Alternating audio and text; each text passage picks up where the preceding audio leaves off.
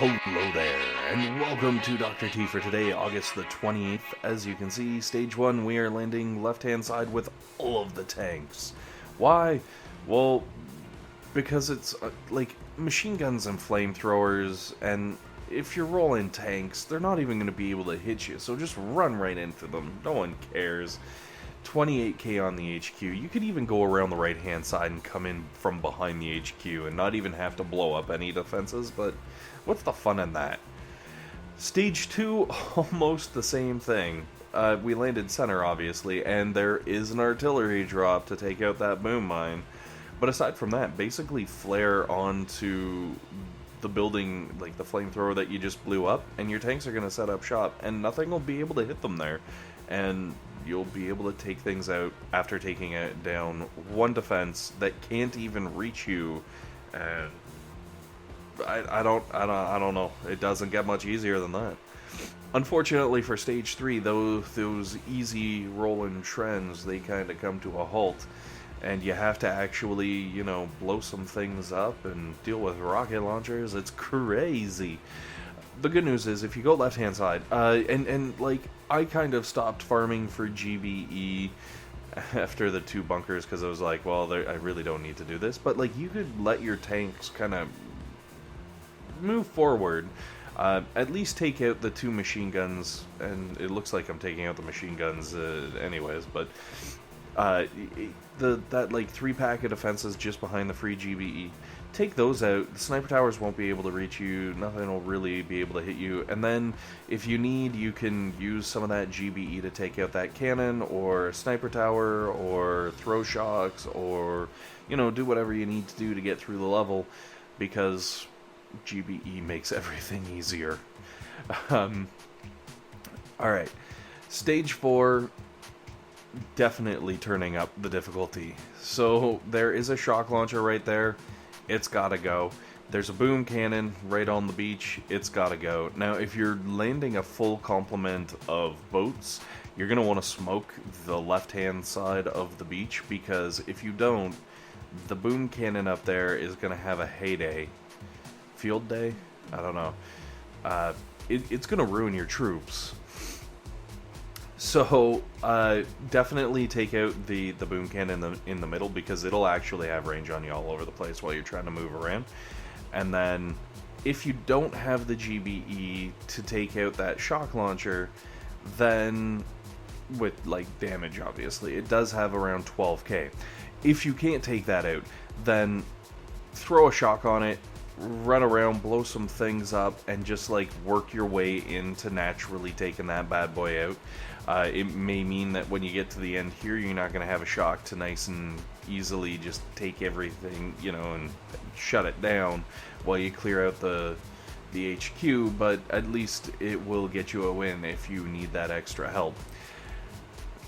Sorry, it is very early, and I was threatened with acts of bodily harm if I woke anyone up. So, excuse me as I try to keep things on the quiet side, I guess. Which also means, I don't know. So, Stage 5, there is a shock launcher on the left-hand side, but aside from that, like, this level is amazing for tanks. This entire level is tank food, essentially. I know there's, like, a sniper tower and a cannon, and, well, okay, there's multiple sniper towers and cannons, but for the most part, you're going through mortars, machine guns, and flamethrowers, which are a tank's best friend, unless in, like, really weird circumstances. Obviously, any defense can be dangerous to a tank, given the right circumstance. Now, I let them kind of drift up and just kill some things for fun, because why the heck not? But, once you're done that, smoke yourself over, and then one shock will take out the sniper tower and the cannon, and then let your tanks work in from the right-hand corner, maybe even a little further north from where I actually dropped my flare, and then they're going to follow around to the mortar cluster here, and one shock takes out that whole cluster of mortars, which is absolutely fantastic. Now, if you've got the GBE to pull it off, what you can do is throw like some artillery or Barts or like whatever you can to soften that up, because it is such a large, tight cluster of defenses. It's gonna take your tanks a while to work their way through that mess. So if you kind of soften things up a little bit, it's just gonna help your tanks progress through that much quicker, because the very last thing you have to take out, as you see, is a cannon, and you definitely don't want to have that cannon pecking away at your poor tanks as they're trying to get through a freaking mortar just to get there. Now, if you want to be very strategic about it, you could specifically target the cannons and, you know, take them out, or, you know, kind of play with it, work with it, do what you want to do, and hopefully get through. And then once you take out that cluster, you can kind of leave your tanks sitting there. They will take out the HQ. There is going to be a sniper tower, maybe two, that are going to be pecking away at your tanks, but, you know, throw some shocks or smokes or medics or whatever at that, and you should be okay. And then you'll move on to stage 6, which is challenging, but, you know, it's alright. Honestly, for tanks, it might take a little effort, but you should be able to pull through. Now, earlier we had to smoke to land. Obviously, this level is just making sure that we practice that really good, because you gotta smoke the left side of the beach, or the north side of the beach, or whatever you want to call it, and pull your tanks through into the south. And then once you get around that one boom cannon, well, assuming you've blown up the other boom cannon like I did, but once you're down with those two, that's the end of the boom cannons. There are more boom cannons on the left hand side, but we can avoid them, so who cares? Well, okay, I guess you should care, because if your tanks like to, you know, tanks always like to line out, and they do that like search line or destroy line, or I don't know what you want to call it, but don't let the left side of your tank line.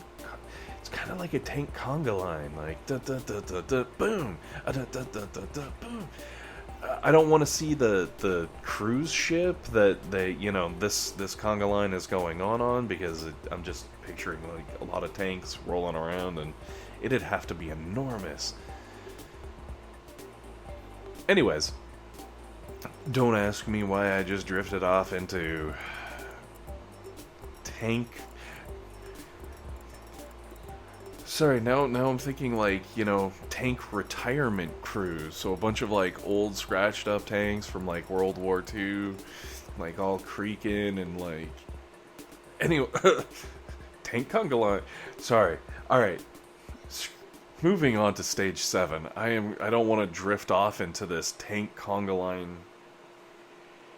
I wish I could like take what's in my brain and put it out. And all right, stage 7, I decided to go with Zooka because, well, it destroyed my tanks first, and I was afeared. So I was like, you know what, screw this.